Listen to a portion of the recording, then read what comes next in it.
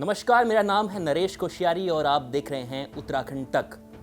उत्तराखंड में चुनाव अब पलायन, शिक्षा, रोजगार और पहाड़ के विकास के मुद्दों को पीछे छोड़कर यूपी की तर्ज पर हिंदू मुस्लिम पर आ गया है और इसकी शुरुआत कांग्रेस नेता अकील अहमद के कथित बयान से हुई है, जिसके बाद प्रदेश में शीतलहर के बीच सियासी पारा तेजी से चढ़ने लगा है।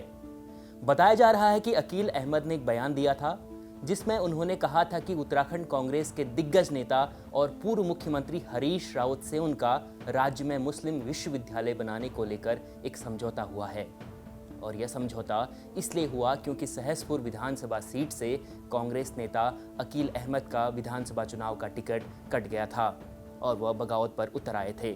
हालांकि इसके बाद में अकील अहमद ने समझौते की बात से इनकार कर दिया। सुनिए उन्होंने क्या कहा। ऐसी तो कोई बात नहीं है। मुझे तो मेरे नेता ने किसी ने ये नहीं कहा अभी तक जो है मीडिया से सुनना में कि आपने जो है कोई बयान ऐसा दिया कि नहीं दिया। जो है आपका बयान हमारे पास भी है, वीडियो सुनना क्या होगा, आपने आपने दिया है बयान। लेकिन मैंने जो है ये जो मैंने आपसे बताया ना यही सत्य है। मैंने उसमें 60 डिमांडें रखी। मैंने आपको बताया मैंने सहसपुर विधानसभा क्षेत्र का विकास की मांग करी। आप अभी कांग्रेस के उपाध्यक्ष हैं? हाँ, मैं प्रदेश उपाध्यक्ष हूँ। तो उपाध्यक्ष की ये डिमांड है कि एक मुस्लिम यूनिवर्सिटी खुलनी चाहिए। देखिए मैं कब कर रहा हूँ, मैंने कहा मैंने उसमें रखी शर्त एक मुस्लिम यूनिवर्सिटी जो है होनी चाहिए, लेकिन उन्होंने यस नहीं करा अभी उसके लिए। तो आपने मुस्लिम विश्वविद्यालय की बात करने वाले अकील अहमद को सुना, लेकिन ये मुद्दा यहीं खत्म नहीं हुआ। जैसे ही राज्य में लगभग 14% की आबादी वाले मुस्लिमों के लिए विश्वविद्यालय की बात आई तो इस पर खूब सियासत होने लगी और बीजेपी ने कांग्रेस को घेरना शुरू कर दिया। फिर मुख्यमंत्री पुष्कर सिंह धामी का बयान आया। उन्होंने कहा कि देश की आज़ादी से लेकर अब तक कांग्रेस तुष्टीकरण की राजनीति करती आई है। इनकी पिछली सरकार में भी तुष्टीकरण देखा गया।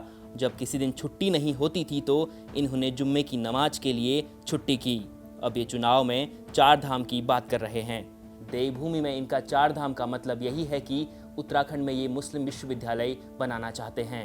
सीएम पुष्कर सिंह धामी के बयान के बाद हमने बीजेपी प्रवक्ता सुरेश जोशी से बात की। सुनिए उन्होंने इस मुद्दे पर क्या कहा। देखिए, इसकी जो शुरुआत है वो कांग्रेस पार्टी ने की है और कांग्रेस पार्टी के जो वहां से प्रत्याशी थे जिन्होंने विड्रॉल किया, आज वो प्रदेश उपाध्यक्ष हैं, उन्होंने बहुत स्पष्ट शब्दों में कहा था कि उत्तराखंड के अंदर अगर हमारी सरकार आती तो सहसपुर में मुस्लिम यूनिवर्सिटी बनेगी। लेकिन इस बात को बोले आज 4 दिन हो गए हैं, अभी तक कांग्रेस की तरफ से हम बार बार कांग्रेस से पूछ रहे हैं कि क्या आप उत्तराखंड में तुष्टीकरण की राजनीति के तहत ये काम करना चाहते हैं?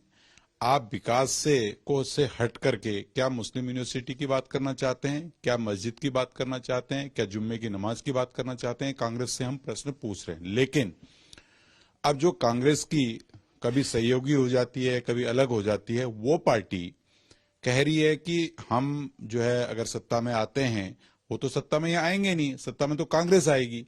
यानी जो सपा के प्रत्याशी हैं वो कह रहे हैं कि कांग्रेस जब सत्ता में आएगी, मुस्लिम यूनिवर्सिटी की घोषणा करेगी तो मैं 50% की संपत्ति अपनी इसमें दे दूंगा।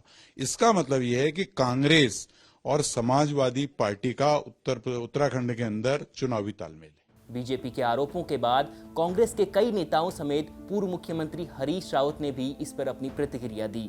उन्होंने कहा कि हमने संस्कृत यूनिवर्सिटी बनाने की बात की तो उस पर किसी ने गौर नहीं किया और जब किसी ने मुस्लिम विश्वविद्यालय बनाने को लेकर कुछ कह दिया है तो भाजपा के लोग इसे सोची समझी साजिश के तहत इस बयान को तूल दे रहे हैं। रावत के बयान के बाद इस पर सहसपुर विधानसभा से चुनावी मैदान में उतरे सपा प्रत्याशी अमित यादव ने भी मुस्लिम वोटर्स को लुभाने के लिए जबरदस्त बयान दे डाला।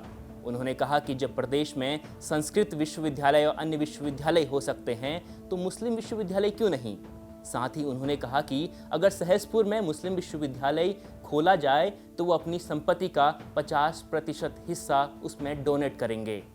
यूनिवर्सिटी का मुद्दा नहीं है, ये लोगों की डिमांड है, लोग ये चाहते हैं और ये चीज़ मुझे 1 हफ्ते से मैं समाज के बीच में हूँ, सहसपुर की जनता के बीच में हूँ। सब लोगों ने मुझे बोला कि हमारे बच्चे यहाँ पढ़ नहीं पाते, बच्चे पढ़ेंगे नहीं थे और रोज़गार कैसे मिलेगा, इन सब चीज़ों के लिए मुझे बोल रहे हैं। इसलिए मैंने तो ये आपसे 6 दिन पहले बात कही, मैंने एक वीडियो जारी किया है, उस वीडियो में मैंने मुस्लिम यूनिवर्सिटी की डिमांड की है और मैं आज फिर आपके माध्यम से मैं कहना चाहता हूँ अगर बीजेपी या कांग्रेस भी मुस्लिम यूनिवर्सिटी की शुरुआत करना चाहती है तो मैं अपनी पर्सनल संपत्ति का 50% में देने को तैयार हूँ मुस्लिम यूनिवर्सिटी का आप निर्माण करो, समाजवादी आपके साथ है। अगर ये नहीं करेंगे तो समाजवादी पार्टी जो है अपने दम पे यूनिवर्सिटी बनाने का काम करेगी। उत्तराखंड में मुस्लिम विश्वविद्यालय को लेकर उपजा ये विवाद बीजेपी को फायदा और कांग्रेस को कई मायनों में नुकसान पहुंचा सकता है। चुनावी माहौल के बीच सोशल मीडिया में भी इस मुद्दे से मिले जुले कई पोस्ट खूब वायरल हो रहे हैं। उत्तराखंड से आपके लिए खबर भेजी है दिलीप सिंह राठौर और उनके सहयोगी टीना साहू ने। प्रदेश की ऐसी ही तमाम खबरों को जानने के लिए तुरंत सब्सक्राइब करें उत्तराखंड तक।